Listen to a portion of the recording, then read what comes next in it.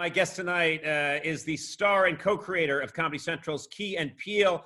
He's also the host of Brain Games, which will be streaming on Disney Plus on April 17th. Please welcome Keegan-Michael Key.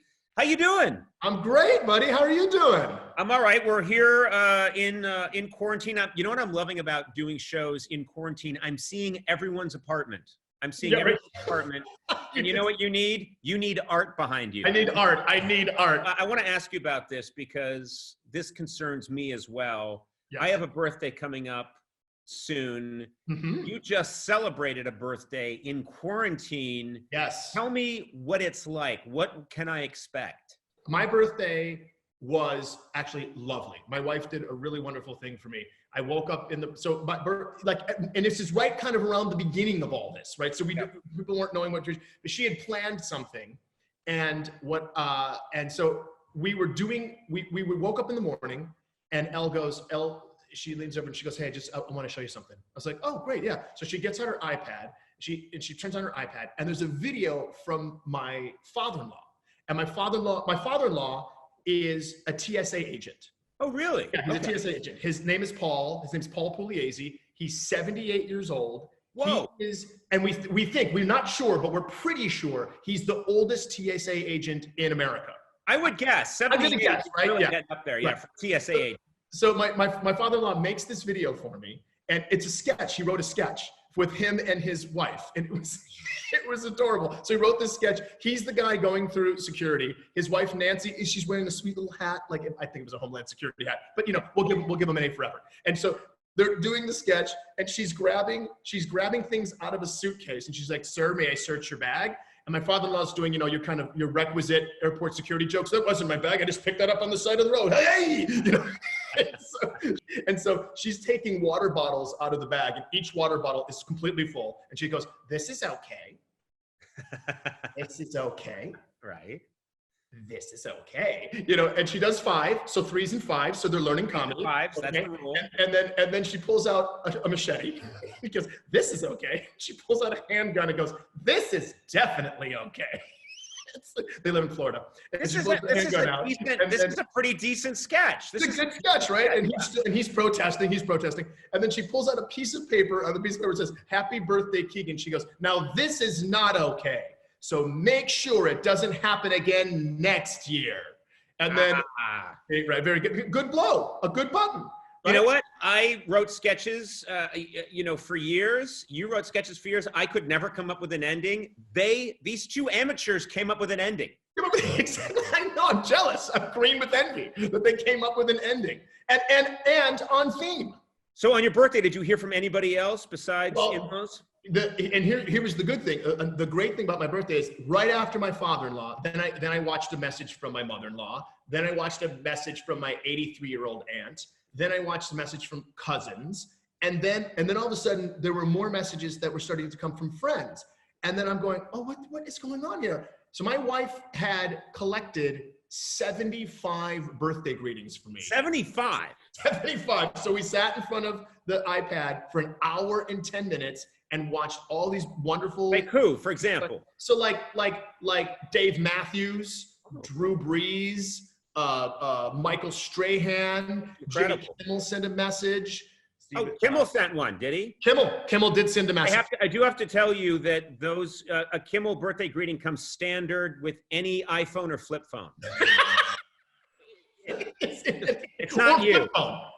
Or flip phone, yeah. And the Samsung One. Yeah, and if you get a pager, they're on a pager too. They're on a pager too. This is Jimmy, you're gonna turn it upside down. Oh, those are M's, not W. It's how he makes money. The guy's a genius. That's fantastic. I wish you had reached out to me. No one reached out to me. Oh, well, the thing is, I don't have your phone number. So. Oh, right. You know why? Because you're never gonna have my phone number. Ever. Come on, Karen. I need to have access to you at all times. Nobody has my phone number. I have another question for you, which is, are you learning a lot about yourself? This is what I'm hearing from people. Being in quarantine and being sequestered and being alone and spending a lot of time isolated, I'm learning about myself What have you learned about yourself? I have learned that I'm a close talker.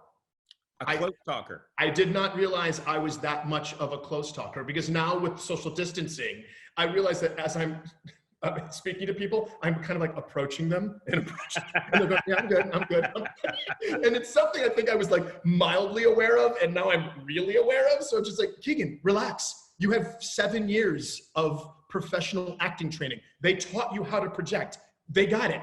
They can hear you. And so that's the one thing I've really kind of learned about myself, is this thing. It's like, why are you getting, what is he a tractor beam? What's wrong with you? Why am I can't You know, my son, who's 14, it keeps giving me shit because he notices that when I talk in this situation, if I talk on a virtual call, a Zoom or a Skype, that I talk as if I'm talking into an old telephone to someone far away. And he's like, is this El Dorado 4622?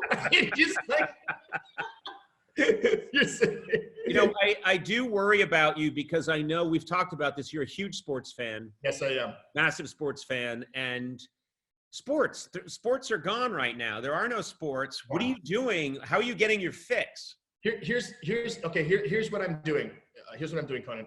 What I'm doing is I'm trying to fill in the gaps of my sports knowledge, right? So it's going anywhere from, okay, you know, the 90s, like late 80s, 90s, early 90s, NFL, not my strong suit for whatever that sports trivia game just falls in my lap. I want to be ready, you know, like I'm going to do HQ online or something like that. So right before the Dallas Cowboys dynasty in the mid 90s, I'm a little lax. So pretty much goes from the Pittsburgh Steelers to the Cowboys. I'm going to fill in that spot. And then there's a gap. There's a gap there. Fill in that gap, right? And then right around 2000, 2008, I have another gap.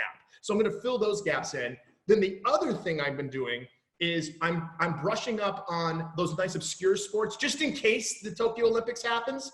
I want to be up on the badminton. Also, it helps me when I make a big international action movie and I have to go to Malaysia. I'm going to be able to go, hey guys, how about that doubles championship with Gulagicin and that guy is amazing with the overhand serve. So that I just want the Malaysians to go, how does he know that? Very good with the badminton. You know, are you catching up on TV and movies? That's what a lot of people are doing. We're catching up on stuff we haven't seen. I am. We're more right now, more movies than TV. I'm one of these guys. I don't know how it came about, but it happened that pretty much between 1985 and 1996 or 97, I saw 4 mainstream movies. That's it. That was it. The kids, I was like hanging out with the artsy kids. So you'd come to high school, you know, like I'm just popping down the halls. I'm a sophomore or junior in high school, and everyone's running around going, the time of my life, you know. And I'm going, hey guys, I hit that double feature this weekend of Unbearable Lightness of Being and My Beautiful Laundrette. Anybody else? Anybody else? The Cook, the Thief, His Wife and Her Lover? Anybody? Nobody? Hey guys, no spoilers on Whitnail and I. Yeah, I can see that. You know, I'm that guy. I was like, get out of here, weirdo. You know, and so I had not seen Dirty Dancing. I had not seen like even like kind of mainstream. Like I had not seen Analyze This. I love Billy Crystal. I love De Niro. Had not seen Titanic. Had not seen. Wait, you hadn't seen Titanic? No, hadn't seen Working. Everybody's seen Titanic. How can you avoid Titanic? They put it on contact lenses. Right. There's no way to not see Titanic. Can I just say, I was doing a lot of theater at that time. Yes. So it was one of those things. So, you know, sure. So we've been rewatching the classics. And it's been really great. So now is the time for me to catch up on those movies. I mean, literally jokes people have been telling for 25 years, and I don't get them. Yeah. And now you're starting to get it. I'm now starting to understand it. Like it's helpful to watch things. Like it's helpful to watch something like American Pie and go, oh, okay, I see how comedy was shifting and why that's important in that particular genre. I get it. So it's been fascinating. So yeah, you finally understand the importance of the shift to cinema about having sex with pies. Right. It's a very, very important subgenre. Also, it's been great because it's, you know, being on lockdown with a writer director isn't boring. So we have fun. So we've been doing these things where, so the other night I saw Air Force One for the first time. Right. And then Elle had to go do something. And so when the movie was over, she came up to me and she goes, so tell me how did the movie end? She had seen it. And so I kind of recapped the last, I don't know, hour of the movie in like 30 seconds. And then she went, wait a second. She said, if I picked another movie and we were watching Aliens, she goes, could you recap Aliens in 1 minute? In 1 minute. And so we were like, oh, can we do that? So then we started thinking about what would it be like to make could you knock a movie down to 1 minute? You put it online. We did. We put it on my Instagram. People are really loving this. Maybe we can show a clip. We'll show a clip of it right now because it's really cool. Let's take a look at this. This is Alien. It's a movie in a minute, Aliens. Where's everybody? Oh, look, there's a little girl who escaped the Thunderdome. There's a woman in the wall. She got a hernia. That's not a hernia. Through the walls. Is there any other one that you're thinking of doing? Movie in a minute? Gosh, I mean, there's some that have come to mind, but I'm trying to think. I mean, gosh, I could probably do like a rough Titanic. Maybe. A rough Titanic. You want to give us just a taste of it? I won't hold you to the whole exact minute thing. You know. Okay. I should be able to do it though. Let me see if I can. No pressure. You know. Okay. I don't want to pressure you during this time of quarantine. Let me see if I can. Let me just make the camera. All right. And here. All right. Let me give you. I'll actually hold on. I'm gonna. Okay. All right. Hold on. Okay. Let's see if I can. All right. Let's see. Get this. You prepare yourself mentally. Okay. So we're dealing with a 3-hour movie here, but I think I got this.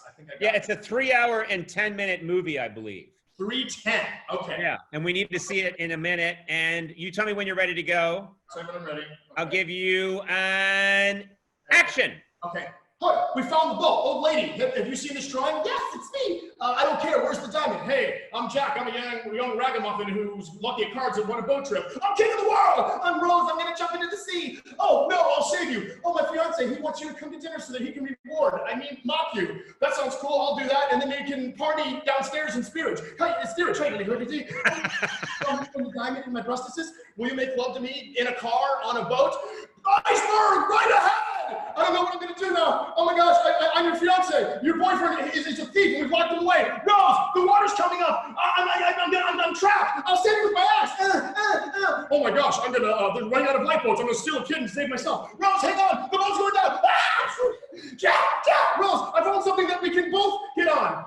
Or maybe you. I'll never let go, except for right now. What's in my pocket? Oh my gosh, it's the heart of the ocean. I'm going to find out what it's worth. Then I'm going to drop into the ocean. My heart will go on and on. Bang! That is exact. Look at that. That's crazy. Look at that. Oh I hit it late, so you got it in exactly 1 minute. You hit you 3 seconds. It was 3 seconds. It took me literally. Once you were done, I pulled it in and then I hit stop. So that's probably 1 minute, 1 second. 1 second. Yes. All right. Okay. I'll take it. So my question is, what the went wrong? That was fantastic. That was great. And now I never have to see Titanic again. Yeah, that's it. Exactly. Yeah. We're over. My wife and I are over here. We're offering a service. It's all about the Cliff Notes. So everyone should be, that's hilarious. That's really hilarious. And also oddly satisfying. I don't know why, but it's so satisfying to see it all come together like that. This much together. It's funny. I was just saying, the Cliff Notes just made me think because Brain Games is coming out on Disney Plus on April 17th. And I have to say, I feel like if you sit down with your kid and you watch Brain Games, that should go to science credit for their online schooling. This is what I wanted to mention. I'm a big fan of, I've never achieved it myself, but I love it when something can be entertaining and actually, without you even realizing it, your intelligence grows that's such a hard combination to hit. And that's why I really want to get the word out on Brain Games. Brain Games is going to be available for streaming on Disney Plus on April 17th. Yes. And that's important because that's the day before my birthday. And I know a lot of presents are coming my way. Keegan-Michael Key, thank you so much. Thank Always you. a pleasure. Always a pleasure to be with you, bud.